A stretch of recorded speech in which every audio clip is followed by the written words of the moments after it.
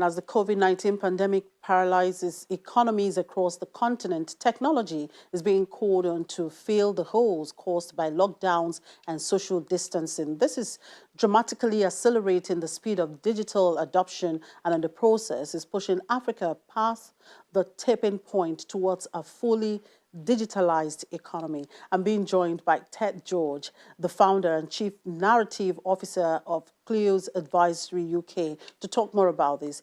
Hello, Ted. Good afternoon. Thank you for joining us. It's great to be back. Now, digitalization has long been underway, but how is it being affected by COVID-19? Well, I think it's interesting with COVID that many negative things have been said about it, how it's destroyed the economy and affected the way we live. But it's also had one very positive aspect, which is it has turbocharged the digitalization already underway in Africa. Last year, GSMA estimated that around 45% of Africans had a mobile phone and around 40% had a smartphone or access to 3G. They did not expect that to get over the statistical tipping point of 50% until 2025. But the impact of COVID is that everyone is having to transact digitally. And I would expect by the end of this year, we will see the majority of Africans part of the digital economy. And certainly by the end of the crisis, we could see that there are certain cities and regions of Africa, particularly in Nigeria, where the majority of the population is using mobile phones and is part of the digital economy. And this is a radical change. So which areas of Nigeria's economy are going digital fastest? Well, we've seen, first of all, a huge jump when it comes to digital payments. People having mobile wallets or making payments from their banking apps. They've surged by over a third in Nigeria just in the first few months of this year. Many more people getting mobile phones, and that really is a huge area of growth. But I think the most spectacular is e-commerce. That was already growing before COVID started. But what we're seeing now is there's so much more demand for things to be delivered to your house. If you're not able to go out, either to shops or in the streets where you would normally get your stuff. And we're also seeing a lot of adaptation as well. Border drivers, taxi drivers, moto drivers who would usually be ferrying passengers around, they're starting now to deliver food or supplies or medical supplies as well. So I think we're really going to see the e-commerce sector growing very dramatically. And a lot of people who maybe didn't work in it before, who are starting to use WhatsApp and mobile phones to become part of it.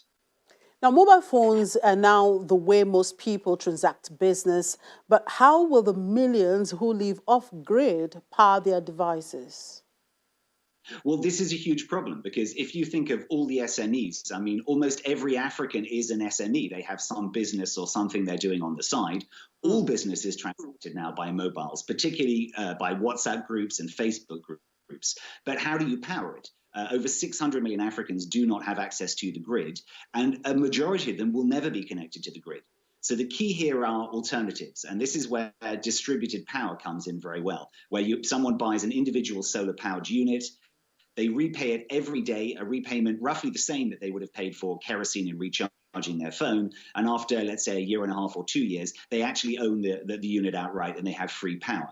This is really the difference between being able to run an SME or not. If you can actually recharge your mobile phone at home, you can do your business even if you're under lockdown.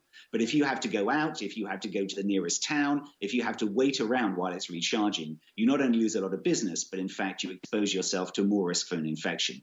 So definitely power and how you can repower your mobile phone will be the key to whether you access this new digital world.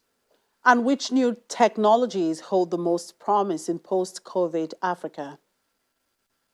Well, certainly, I've already said with e-commerce, that is going to grow dramatically. But I think there are two other areas in particular which are both urgent and, in fact, offer the most promise. The first is mHealth. In other words, being able to get remote consultations through digital devices. There are many apps out there. For example, you can download the app and you can take a photograph of your eye. You can send that to a charity which will tell you if actually you have some kind of infection or some kind of eye problem where you need to see a specialist.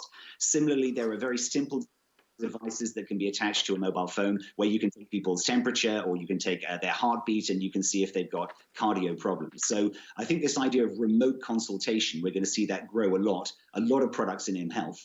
But the other one is EdTech, educational technology. With so many schools shut, so many kids not able to attend school, you can get so much via your devices, not just mobile phones, of course. We're talking televisions.